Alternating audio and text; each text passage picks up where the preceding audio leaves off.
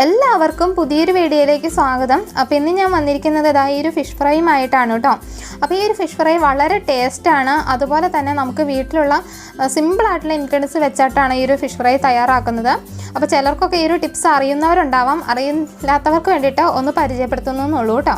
വളരെ ടേസ്റ്റിയാണ് ഈ ഒരു ഫിഷ് ഫ്രൈ. ഇപ്പോൾ ഏത് മീൻ വേണമെങ്കിലും നമുക്കിങ്ങനെ ചെയ്തെടുക്കാം. അപ്പോൾ നമുക്ക് വേഗം തന്നെ വീഡിയോയിലേക്ക് പോകാം. വീഡിയോയിലേക്ക് പോകുന്നതിന് മുമ്പ് ആദ്യമായിട്ട് ഈ ചാനൽ കാണുന്നവരുണ്ടെങ്കിൽ മറക്കാതെ ചാനലൊന്ന് സബ്സ്ക്രൈബ് ചെയ്യുക. സബ്സ്ക്രൈബ് ചെയ്യുമ്പോൾ അതിനടുത്തൊരു കുഞ്ഞു ബെല്ലൈക്കൺ കൂടി ഉണ്ട്. ആ ബെല്ലൈക്കണെ പ്രസ് ചെയ്യുമ്പം ഓൾ എന്നൊരു ഓപ്ഷൻ ഉണ്ട്. ആ ഒരു ഓപ്ഷൻ കൂടി പ്രസ് ചെയ്താലാണ് എല്ലാ വീഡിയോസിൻ്റെയും നോട്ടിഫിക്കേഷൻ കിട്ടത്തുള്ളൂ. അപ്പോൾ നമുക്ക് വേഗം തന്നെ വീഡിയോയിലേക്ക് പോകാം. അപ്പോൾ ഇതിനായിട്ട് നമുക്കൊരു ചെറിയൊരു കഷ്ണം ഇഞ്ചി എടുത്തിട്ടുണ്ട്. അതുപോലെ തന്നെ ഒരു 5-6 വെളുത്തുള്ളി തൊലിയൊക്കെ കളഞ്ഞതിന് ശേഷം ഒരു നടുവേ ഒന്ന് കട്ട് ചെയ്തെടുത്തിട്ടുണ്ട്. പിന്നെ നമ്മളൊരു 8-10 പച്ചമുളക്, അത് കാന്താരി മുളകാണ് എടുത്തിരിക്കുന്നത്. അപ്പോൾ ഈ ഒരു ഫിഷ് ഫ്രൈ ഒരു കാന്താരി മുളക് ഫുള്ളായിട്ട് ഇട്ടിട്ട് വേണമെങ്കിൽ ഉണ്ടാക്കിയെടുക്കാം. അതാണ് കുറച്ചുകൂടി ടേസ്റ്റ്. അപ്പോൾ അതില്ലാത്തവർക്ക്, കാന്താരി മുളക് ഒരുപാട് ഇല്ലാത്തവർക്ക് ഇതുപോലെ ഒരു 8-10 കാന്താരി മുളക് എടുത്തിട്ട് അതിൻ്റെ കൂടെ മുളക് പൊടി, അതായത് മുളക് പൊടി കൊണ്ട് ചേർത്താൽ മതി. സാധാരണ മുളക് പൊടി അല്ലെങ്കിൽ കാശ്മീരി മുളക് പൊടിയോ അതൊക്കെ എരിവിനനുസരിച്ച് ചേർത്ത് കൊടുക്കാം കേട്ടോ. അപ്പോൾ ഞാനിവിടെ ഒരു 1/4 കിലോ മീനാണ് എടുത്തിരിക്കുന്നത് കേട്ടോ. അപ്പം ഏത് മീൻ വേണമെങ്കിലും ഇങ്ങനെ ചെയ്യാം. അപ്പോൾ എന്താ ആദ്യം ചെയ്യേണ്ടതെന്ന് വെച്ചാൽ നമ്മൾ ഈ ഇൻഗ്രീഡിയൻസ് എല്ലാം കൂടി ഒന്ന് അരച്ചെടുക്കുക. ഒന്നുകിൽ കല്ല് അരച്ചെടുക്കുക, അല്ലെങ്കിൽ നമുക്ക് ഈ ഇടികല്ല് പോലെ ഈ കുഞ്ഞു കല്ല് കിട്ടുമല്ലോ, അതിനകത്തിട്ട് അരയ്ക്കാം. അല്ലെങ്കിൽ മിക്സിക്കകത്തിട്ട് അരയ്ക്കുക. അപ്പോൾ അതിനകത്തേക്ക് വെള്ളം ചേർത്ത് അരയ്ക്കാം കേട്ടോ. ആവശ്യത്തിന് കുറച്ച് വെള്ളം ചേർത്ത് നമുക്ക് അരച്ചെടുക്കാം ഇതുപോലെ.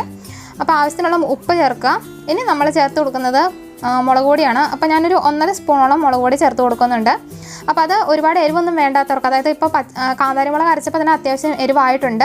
അപ്പോൾ ആ എരിവ് കുറച്ച് മതി എന്നുള്ളവർക്ക് കാശ്മീരി മുളക് പൊടി ചേർത്ത് കൊടുക്കാം കേട്ടോ. അപ്പോൾ ഞാനിവിടെ സാധാരണ മുളക് പൊടിയാണ് ചേർത്ത് കൊടുക്കുന്നത്. അത്യാവശ്യം എരിവ് ഇരിക്കണമെന്നാണ് എനിക്കിഷ്ടം, അതുകൊണ്ട്.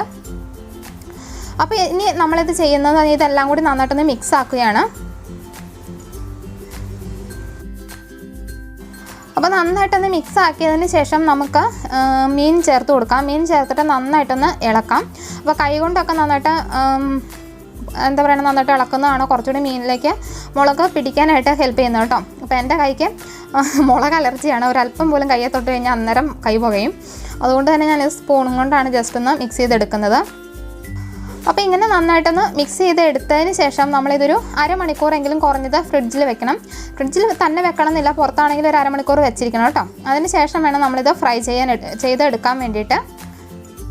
അപ്പോൾ അതാ ഒരു അരമണിക്കൂർ നമുക്ക് ഫ്രിഡ്ജിലേക്ക് മാറ്റി വെക്കാം.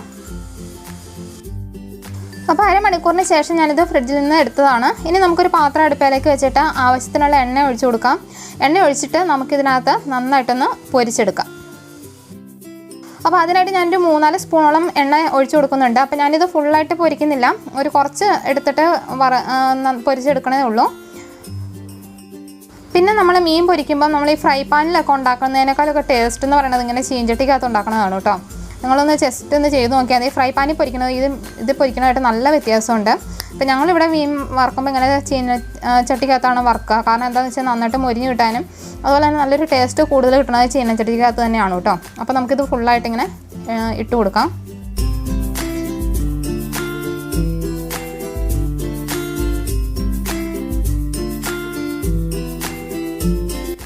അപ്പോൾ അതാ ഒരു സൈഡ് ഏകദേശം മൊരിഞ്ഞ് വന്നിട്ടുണ്ട്. ഇനി നമുക്കിതൊന്ന് ജസ്റ്റ് ഒന്ന് മറിച്ചിട്ട് കൊടുക്കാം. അപ്പോൾ ഈ ഒരു രീതിയിൽ നമ്മൾ മുളക് പൊടി ചേർക്കാതെ കാന്താരി മുളക് തന്നെ അരച്ച് ഉണ്ടാക്കുകയാണെങ്കിൽ വളരെ ടേസ്റ്റാണ് കേട്ടോ. അപ്പോൾ അതും കൂടി എല്ലാവരും ഒന്ന് ജസ്റ്റ് ഒന്ന് ട്രൈ ചെയ്ത് നോക്കണം. അപ്പോൾ ഇതെന്തായാലും ഒന്ന് ചെയ്ത് നോക്കിയിട്ട് ഒന്ന് റിസൾട്ട് പറയണം കേട്ടോ. നല്ലതാണെങ്കിൽ നല്ലതെന്ന് പറയണം, അല്ലെങ്കിൽ ഇഷ്ടപ്പെട്ടില്ലെങ്കിൽ ഇഷ്ടപ്പെട്ടില്ല എന്നും പറയാം കേട്ടോ.